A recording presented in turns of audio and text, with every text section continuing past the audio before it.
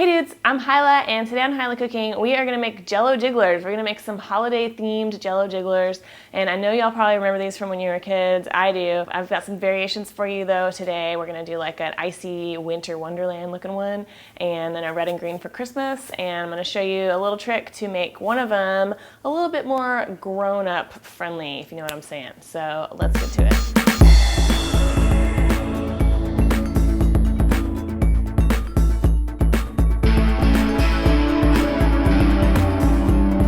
First thing I'm going to do is spray my pans with just a little bit of oil, super light, get the sides, and then we'll set that aside so it's ready for us later. And so this first one I'm going to do, we're going to use blue berry, but I've also got some mini marshmallows in here, and it's going to kind of give it a frosty, snowy look. You'll see later on. But so about 3 cups of miniature marshmallows. And then I've got some boiling water, and we're just gonna whisk this together. Just wanna get the Jell-O to dissolve, and then the marshmallows will kind of start to melt. Okay, once your Jell-O's dissolved, you'll see the marshmallows are still some little pieces left, some whole marshmallows. We're just gonna pour it into our pan here. Okay, and then go ahead and refrigerate this one and start on the one for the grown-ups. For our grown-up one, I'm going to use some cherry. You could also use strawberry. Well, you could really use anything you want, but for this one, we want red and green. There's that, and some more water. And then we want to whisk this till it's combined, and I only put a cup of water in now, unlike the other one we did 1 1/4 cups. So once this is all dissolved, we're going to add our not-so-secret ingredient, a little bit of... Guess what? It's not water. It's vodka. So a little bit of that. You don't want to add too much or the Jell-O won't set. So we're just doing a 1/4 cup, although you could do like up to a 1/2 cup and then 3/4 cup water. It's up to you. And we'll pour this into our other pan and go ahead and stick that in the fridge. So we'll let these both chill for about 2 to 3 hours until it's set, and then we'll come back and do the second layer. So a couple hours later, this is what we're looking at. It's nice and set.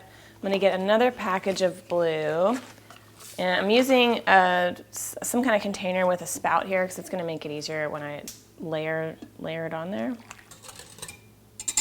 Okay. And now when you're doing any kind of layered Jell-O thing, it's going to be a big help if you can get a large spoon like this and kind of use it to pour the Jell-O on really gently. The spoon kind of helps to break the fall, so just hold the spoon upside down and pour it over the back of the spoon. It kind of disperses it a little bit so you don't end up melting into the cold Jell-O at all. If that makes sense. Okay, awesome. Now just back in the fridge for a couple more hours. For our red and green, the second layer, we're going to use lime. So this kind of ends up tasting like a cherry limeade, which is pretty good. And again, just a cup of water, again with the vodka. Right. And then just gently pour it over the spoon again. And you could really do as many layers as you want. I did one earlier with a yellow layer in between, and that was really pretty. Fantastic. We're almost done. I'm just gonna put this back in the fridge for a couple more hours and let the electricity do all the work. Okay, so a couple hours later and everything is totally solid. It kind of looks like a ice skating rink, and I was just thinking it would be super adorable if you could find some little toy figure skaters or ice skaters. You could actually just like serve it like this. That'd be pretty cute. Okay, so I've got some hot water in this big pan here from my kettle, and you just want to set it down in there for 10 or 15 seconds. And then I'm going to get my little spatula and just kind of run around the edges to make sure we're not sticking.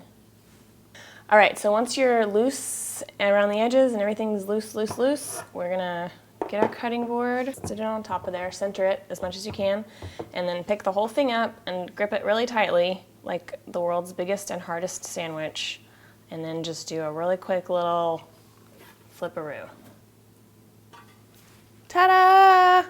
That's pretty cute. Okay, now I'm going to show you how to cut it into diamond shapes. That seems like a good little decorative shape that's still easy to cut.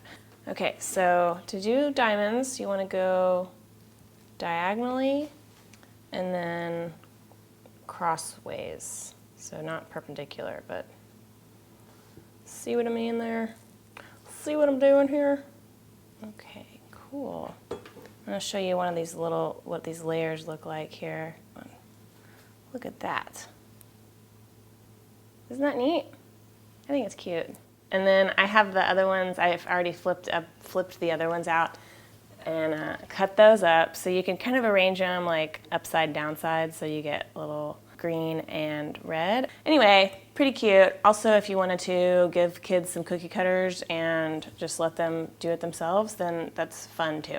So I'm gonna try the boozy one.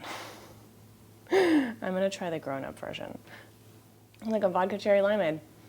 Pretty good.